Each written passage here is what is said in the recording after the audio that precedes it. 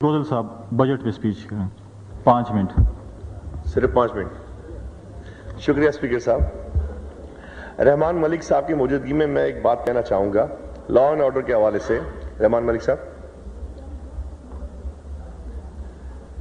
कि दुनिया के बेशतर ममालिक में, यूरोप अमेरिका में जो पुलिस होती है हमारी, वो टाउन के अंडर में होती है। टाउन पुलिसिंग अगर हो तो हम लॉ एंड ऑर्डर पे ज्यादा अच्छी तरह कंट्रोल कर सकते हैं। कराची से लेकर पेशावर तक हमें इस बात को अडॉप्ट करना पड़ेगा कि हमें टाउन पुलिसिंग करनी पड़ेगी ताकि क्राइम पे जल्द अज जल्द काबू पाया जा सके। अब मैं थोड़ी बात करूंगा बजट पे। सिर्फ 5 मिनट का टाइम दिया है आपने।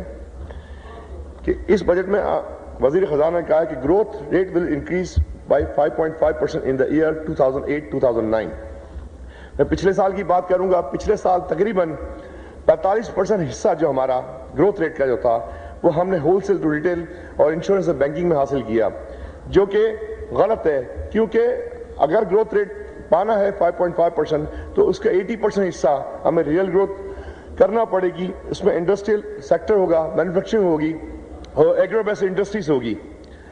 मुल्क में पिछले साल 35 अरब डॉलर की इंपोर्ट्स की गई, लेकिन उससे एम्प्लॉयमेंट जनरेट नहीं हुई, उससे पॉवर्टी खत्म नहीं हुई। हमें उस तरफ जाना पड़ेगा कि हमको इस मुल्क को देखना पड़ेगा कि हम ट्रेडिंग नेशन बनना चाहते हैं या इंडस्ट्रियलाइजेशन करना चाहते हैं। आज हमें सिंगापुर और दुबई को नहीं देखना चाहिए, हमें चाइना को देखना चाहिए। चाइना ने अपने यहाँ मुल्क में एम्प्लॉयमेंट का मसला हल किया सिर्फ इंडस्ट्री लगा के, लोगों को रोजगार दे के। इसलिए वहां पे पॉवर्टी खत्म हुई है, लोगों का मेयार जिंदगी बेहतर हुआ है। इसी बजट में एक और बात लिखी हुई है कि हम इन्फ्लेशन विल बी कंटेन 12%। पिछले साल इन्फ्लेशन 11% था, इस साल हमने कहा 12%। 12% तो लिखा हुआ है, लेकिन जो आसार नजर आ रहे हैं सब्सिडी खत्म होने के बाद और दूसरी चीजें करने के बाद कि इन्फ्लेशन रेट तकरीबन साल के आखिर में 15-16% तक पहुंच जाएगा, जो कि एक तकलीफ दे अमर है। पीएसडी में जो रकम रखी गई है उसमें भी ये देखना पड़ेगा कि स्मॉल मीडियम इंडस्ट्री के लिए हमने क्या इंफ्रास्ट्रक्चर ठीक कर रहे हैं।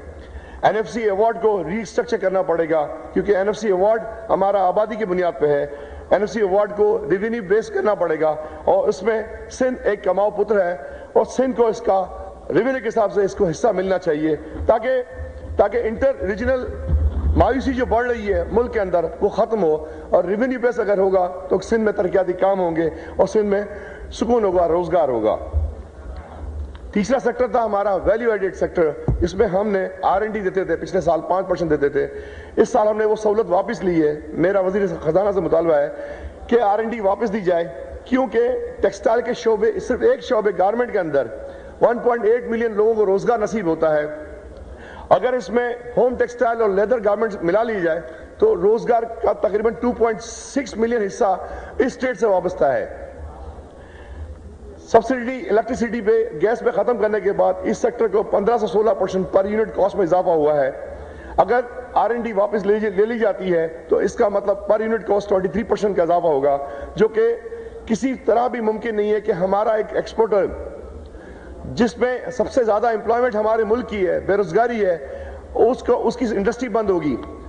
मेरा मुतालबा यह कि R&D को वापस किया जाए और R&D को 5% रहने दिया जाए। तीसरी बात है कि पावर जनरेशन के लिए हमारे पास कोई प्रोजेक्ट नहीं लगाया गया। मुल्क के अंदर पावर जनरेशन के लिए मेगा प्रोजेक्ट शुरू किए जाएं और इंडस्ट्रियल जितने स्टेट हैं हमारे उसमें ये छूट दी जाए कि अगर वो विंड पावर और सोलर पावर लगाना चाहते हैं तो उसमें लगाएं। चाइना ने तकरीबन विंड पावर पे 2009 में 14% स्विच ओवर हो जाएगा और 2020 में तकरीबन 34% चाइना विंड पावर पे आ जाएगा। हमें वो सहूलतें दी जानी चाहिए हमारे इंडस्ट्रियलिस्ट को कि वो विंड मिल्स और सोलर एनर्जी के लिए कोई अपना पैसा इन्वेस्ट करें और वो मिले लगाएं, ताकि मुल्क का सनती पहिया चलता रहे और मुल्क के लिए एम्प्लॉयमेंट बढ़ती रहे और फाइनेंस बढ़ता रहे। तीसरी बात यह है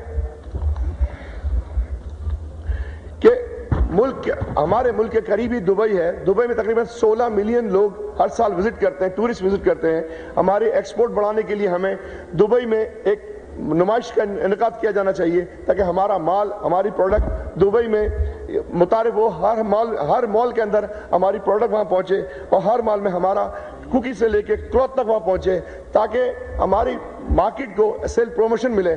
इस तरह हम अपने मुल्क के लिए फॉरेक्स ज्यादा कमा सकते हैं। टूरिस्ट के लिए हमने इस बजट में कुछ नहीं रखा। टूरिस्ट के लिए हमें इकदाम करने पड़ेंगे कि टूरिज्म को फरोग देने के लिए कराची से लेकर केटी बंदर से लेकर ग्वादर का इलाका वाटर स्पोर्ट्स के लिए होना चाहिए, थर का इलाका डेजर्ट सफारी के लिए, लाड़काना के कच्चे के जंगल के लिए हम मसाई मारा की तरफ सफारी के लिए डेवलप करें। मुल्क में बहुत पोटेंशियल है टूरिस्ट का, लेकिन इस मद में कोई चीज़ नहीं की जाती है।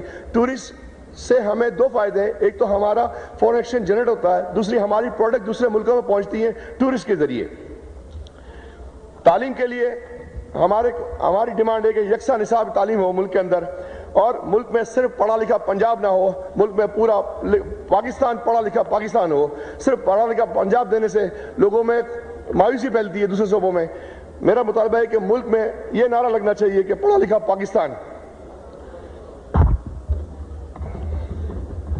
दुनिया के दूसरे हिस्सों में लाइब्रेरी का कॉन्सेप्ट अब खत्म होता जा रहा है और दुनिया में ई लाइब्रेरी का काम होता जा रहा है। मेरी गुजारिश है कि हर यूसी लेवल पे 3-4 टर्मिनल्स दी जाएं और एक सेंट्रल सोर्स दिया जाए, ताकि मुल्क का एक आम आदमी, गरीब आदमी जिसको हम रिप्रेजेंट करते हैं, वो ई लाइब्रेरी से मुस्तफीज हो सके। लॉ एंड ऑर्डर के हवाले से तो मैंने बात की कि हर मुल्क में टाउन पुलिसिंग होती है, हमारे यहाँ भी टाउन पुलिसिंग होनी चाहिए। तीसरी बात यह कि एक बजट में एक और अच्छी चीज दी हुई है कि 300 आइटम पे लग्जरीज आइटम पे हमने ड्यूटी दी हुई है, ड्यूटी लगाई है, बहुत अच्छा इकदाम है। लेकिन हमें मुल्क के गरीब अवाम के लिए 20% सैलरी बढ़ा के उसको 16% मुख्तलिफ मराद में खर्चा बढ़ा के हमने सिर्फ मुल्क के अवाम को सिर्फ 4% दिया है। मेरी गुजारिश है कि या तो सैलरी की मद में बढ़ाया जाए या सब्सिडी खत्म की जाए। आज ही अखबार में एक हेडलाइन है कि वजीर पानी और बिजली उन्होंने मुतालबा किया कि 30% बिजली में बढ़ाया जाए। अभी बजट ये पास नहीं हुआ और ये मुतालबा आ गया कि 30% इलेक्ट्रिसिटी बढ़ाई जाए। इस तरह हमारे पूरे मुल्क में महंगाई का एक सैलाब आएगा जिसको कंट्रोल करना मुश्किल है।